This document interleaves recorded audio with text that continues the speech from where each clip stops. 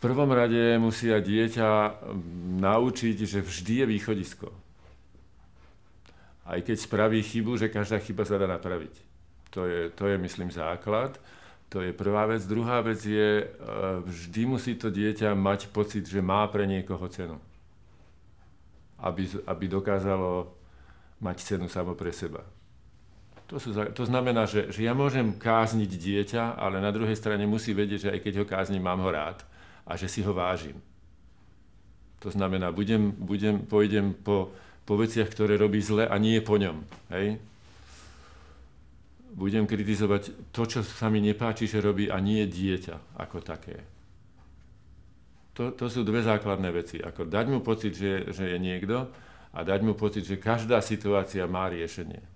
Naučiť ho, že z každej situácie sa dá výjsť.